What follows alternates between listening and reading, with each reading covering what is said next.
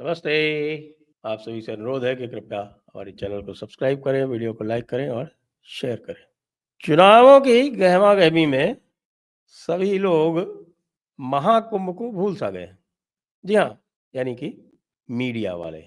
Media वाले हो सकता है भूल गए हों, लेकिन पब्लिक ने साहब महाकुंभ को इतना हाथों-हाथ लिया है, जो भी वहाँ की व्यवस्थाओं की जो प्रशंसा हुई चारों तरफ, उसको देखते हुए एक बसंत पंचमी के बाद अपूर्व रेला वो बढ़ चला है। और माघ पूर्णिमा का बड़ा स्नान है, कल है। और माघ पूर्णिमा कल है, मतलब आज है। तो आज माघ पूर्णिमा का बड़ा स्नान है, लेकिन माघ पूर्णिमा का बड़े स्नान के पहले जो लोगों को समस्याएं आई हैं, विशेषकर ट्रैफिक की जो समस्या आई है, जो रेलगाड़ियों में भीड़ की समस्या आई है, उसको लेके भाई योगी जी ने अपने पूरे प्रशासन को खूंटी से टांग दिया है। बताया जाता है कि अफसरों की एक मीटिंग में योगी जी जम के भड़के अपने लोगों पर, और जम के भड़के ही नहीं, बल्कि जो पिछला जो महाकुंभ में, यानी कि जो मौनी अमावस्या को जो दुर्घटना हुई थी, उसके लिए भी उस समय तो उन्होंने कुछ विशेष नहीं कहा था, लेकिन अब जो है उन्होंने पूरी भड़ास इन अफसरों के ऊपर निकाल दी है। और इस कारण से बहुत सारे लोग जिनका नाम महाकुंभ में आया था, आपको ध्यान है कि हमने इसके ऊपर पहले भी एक वीडियो किया हुआ है और लोगों के नाम भी हमने लिए हैं, वो सबके सब अब थर-थर काँप रहे हैं। वो कह रहे हैं कि भाई योगी जी का गुस्सा महाकुंभ के बाद किसके-किसके ऊपर गिरेगा नज़ला, कुछ पता नहीं है। कुछ लोग योगी जी के बहुत निकट रहे हैं। वो यहाँ तक दंभ भरते हैं कि साहब कि योगी जी को वो जैसे चाहें वैसा उनको सलाह दे सकते हैं, जिसका चाहे उसका नंबर कटवा सकते हैं, जिसका चाहे उसका नंबर बढ़ा सकते हैं।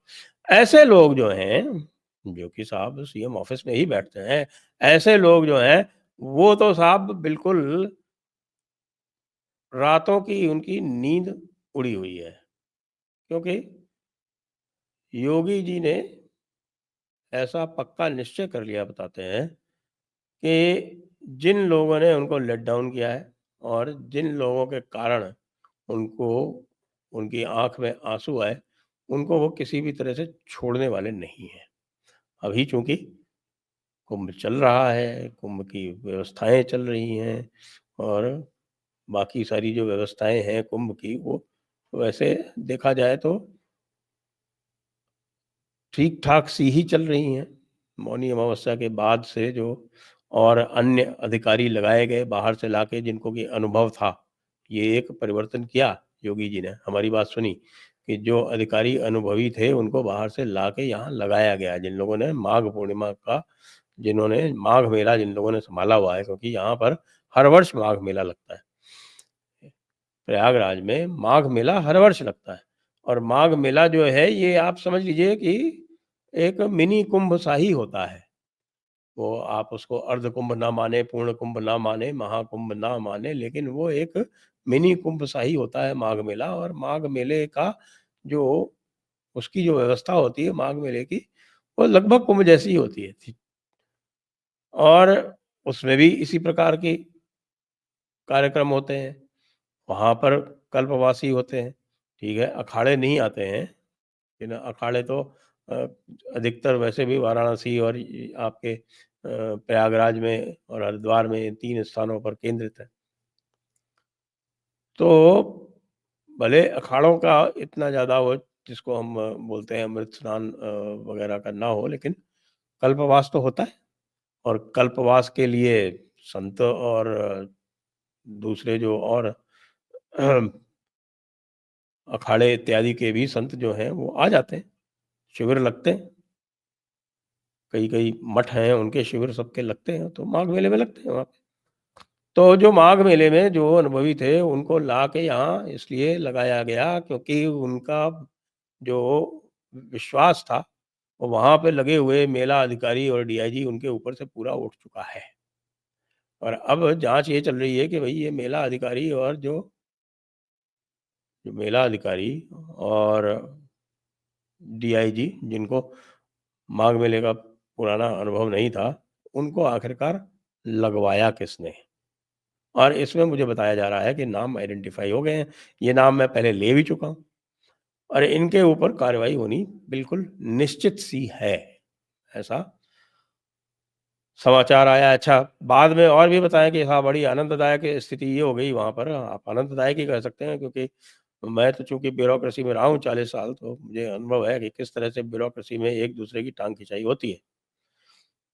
तो ब्यूरोक्रेसी में वहाँ 2 धड़े बन चुके हैं और 2 धड़े में से विशेषकर जो अपने आप को बिल्कुल आँख, कान, नाक बताते हैं योगी जी का, उनके विरुद्ध एक बड़ा एक आप समझ लीजिए कि एक ब्यूरोक्रेसी का एक जो धड़ा है, वो उनके विरोध में खड़ा हुआ है और एक इंटरनल स्ट्रगल चल रहा है ब्यूरोक्रेसी में और पुलिस में भी चल रहा है।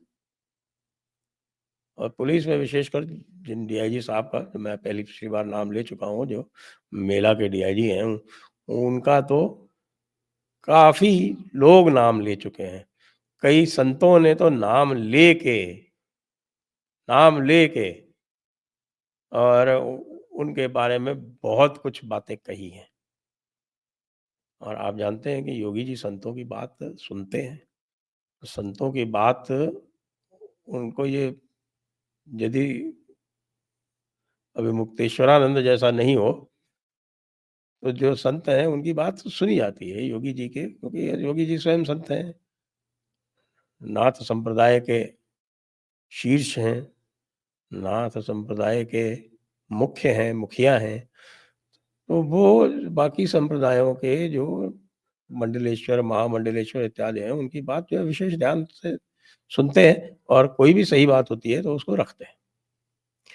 अब नई बात जो उत्पन्न हुई है, वो ये हुई है कि साहब कि 300 किलोमीटर के जैम की बात हो रही है।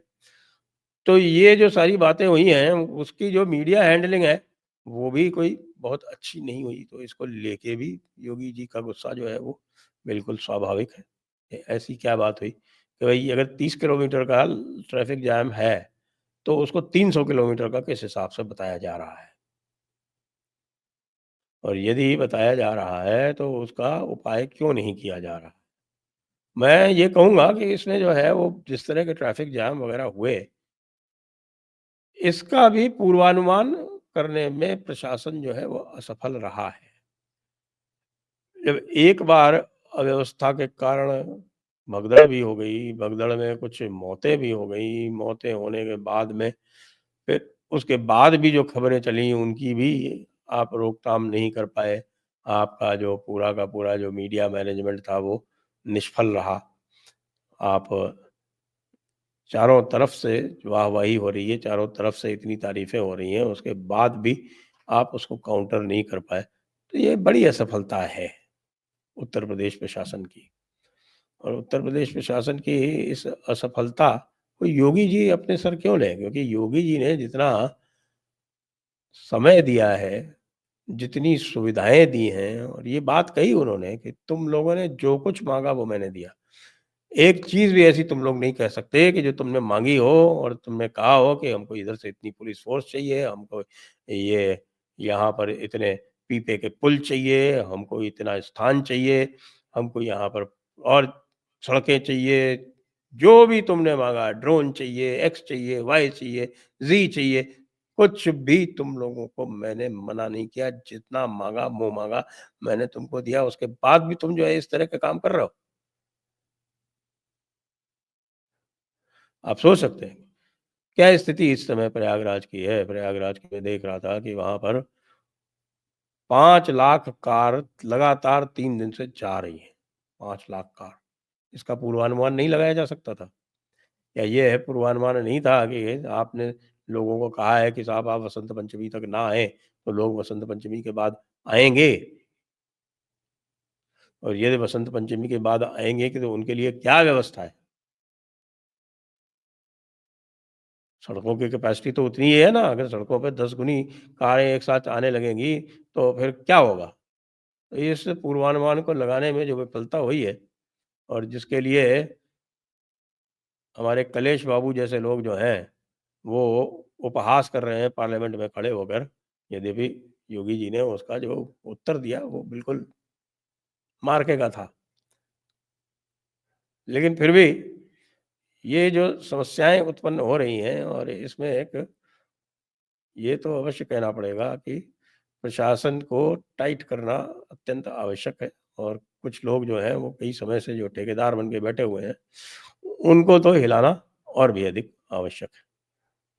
जय हिंद, जय भारत, वंदे मातरम।